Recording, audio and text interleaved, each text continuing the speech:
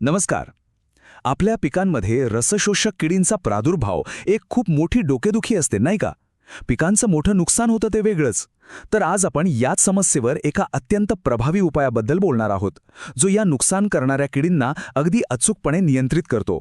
आज आपण काय काय पाहणार आहोत त्याची ही एक छोटीशी रूपरेषा आहे.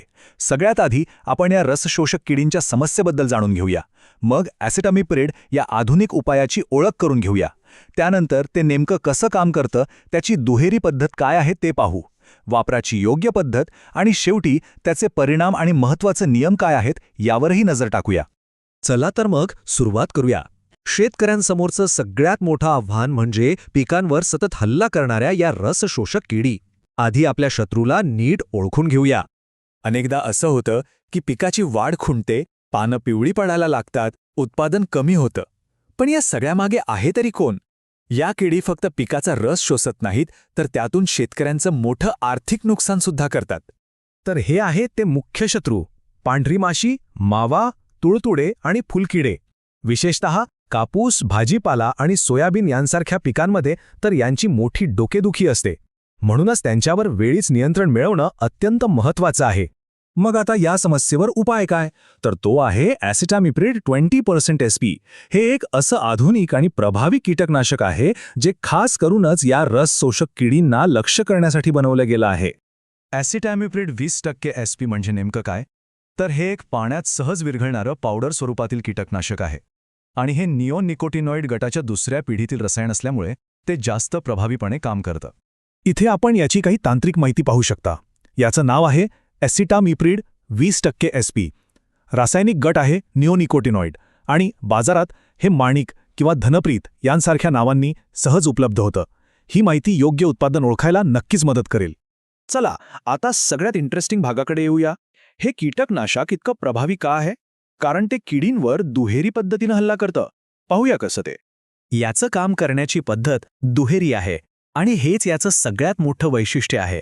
बघा, पहिली आहे आंतरप्रवाही क्रिया.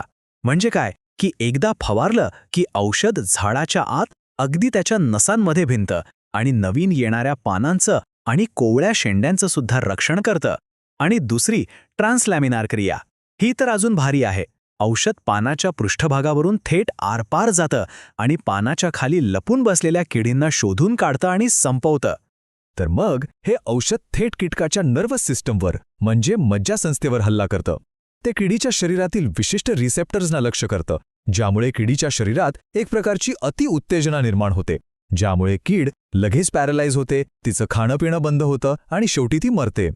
आणि इतकंच नाही, याचे अजूनही काही गुणधर्म आहेत. हे स्पर्शानेही काम करतं आणि पोटात गेल्यावरही. पण सगळ्यात महत्त्वाचा गुणधर्म म्हणजे ओव्हिसाइडल म्हणजेच अंडीनाशक क्रिया. याचा अर्थ हे फक्त किडींनाच नाही तर त्यांच्या अंड्यांनाही नष्ट करतं, ज्यामुळे किडींची पुढची पिढीच तयार होत नाही. बरं, आता हे उत्पादन वापरायचं कसं हे समजून घेऊया, कारण सर्वोत्तम परिणामांसाठी योग्य पद्धत वापरणं खूप गरजेचं आहे. ह्या तक्त्यामध्ये वेगवेगळ्या पिकांसाठी किती प्रमाण वापरायचं हे दिलेलं आहे. एक गोष्ट नेहमी लक्षात ठेवा: अचूक परिणामांसाठी शिफारस केलेलं प्रति एकर प्रमाण वापरणं खूप महत्त्वाचं आहे. कमी प्रमाण वापरल्यास किडींमध्ये प्रतिकारशक्ती तयार होऊ शकते. आता हे औषध मिक्स कसं करायचं हे नीट समजून घेऊया, कारण योग्य मिश्रण खूप महत्त्वाचं आहे. एक चूक बरेच जण करतात ती म्हणजे पावडर थेट पंपाच्या टाकीत टाकतात. तसं करू नका.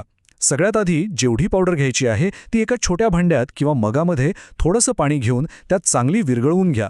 एक मस्त पेस्ट किंवा द्रावण बनवा आणि मग हे तयार द्रावण पंपाच्या टाकीत टाका. असं केल्याने औषध पाण्यात एकसारखं पसरतं. चांगल्या रिझल्टसाठी फवारणीची वेळ खूप महत्त्वाची आहे. एकतर सकाळी लवकर किंवा संध्याकाळी थंड वातावरणात फवारणी करा. झाड पूर्णपणे भिजेल याची खात्री करा. त्यासाठी नॅपसॅक किंवा पॉवर स्प्रेअर वापरणं उत्तम. आणि हो, फवारणीनंतर 2 ते 3 तास जरी पाऊस आला नाही तरी औषध पानांवर चिकटून राहतं. चला आता या उत्पादनाचे परिणाम किती प्रभावी आहेत आणि त्यासोबतच सुरक्षिततेचे नियम काय आहेत यावर लक्ष केंद्रित करूया. आणि याचा परिणाम किती जलद होतो याचा हा एक ठोस पुरावा आहे. एका शास्त्रीय अभ्यासात असं दिसून आलं की टोमॅटो पिकावर ॲसिटामिप्रिडची फवारणी केल्यावर फक्त एका दिवसात पांढऱ्या माशीची संख्या तब्बल 94% जास्त कमी झाली. यावरून त्याची जलद कार्यक्षमता लक्षात येते. हा एक अत्यंत महत्त्वाचा नियम आहे कापणीपूर्वीचा प्रतीक्षा कालावधी, ज्याला आपण PHI म्हणतो. याचा सरळ अर्थ आहे की शेवटची फवारणी केल्यापासून पीक काढणीपर्यंत किती दिवस थांबायचं. जसं की कापसासाठी 15 दिवस तर मिरची आणि भेंडीसाठी फक्त 3 दिवस. या नियमाचं पालन करणं बंधनकारक आहे. आता एक सगळ्यात महत्त्वाचा प्रश्न जो आपल्या सगळ्यांच्या मनात येतो, मग मधमाशा आणि इतर मित्र कीटकांचं काय? त्यांच्यासाठी ही औषध धोकादायक आहे का? चांगली गोष्ट ही आहे की ॲसिटामिप्रेड हे जुन्या कीटकनाशकांच्या तुलनेत मधमाशांसाठी खूपच कमी धोकादायक आहे. तरीही खबरदारी म्हणून फवारणी नेहमी संध्याकाळी करा, कारण त्यावेळी मधमाशा त्यांच्या पोळ्यात परतलेल्या असतात. यामुळे मित्र कीटकांना होणारा धोका टाळता येतो. म्हणूनच हे एकात्मिक कीड व्यवस्थापनासाठी एक उत्तम पर्याय मानला जातो. आणि सगळ्यात महत्त्वाचं म्हणजे याचा परिणाम खूप काळ टिकतो. एकदा फवारणी केली की 10 ते 15 दिवस पिकाला संरक्षण मिळतं. याचा सरळ अर्थ असा की वारंवार फवारणी करण्याचा खर्च आणि त्रास दोन्ही वाचतं. तर मग शेवटी हा प्रश्न उरतो की जलद परिणाम, दुहेरी कार्यपद्धती आणि दीर्घकाळ टिकणारं संरक्षण देणारं ॲसिटामिफिड 70% SP हे कीड नियंत्रणासाठी खरंच एक सर्वसमावेशक उपाय आहे का? यावर नक्की विचार करायला हवा.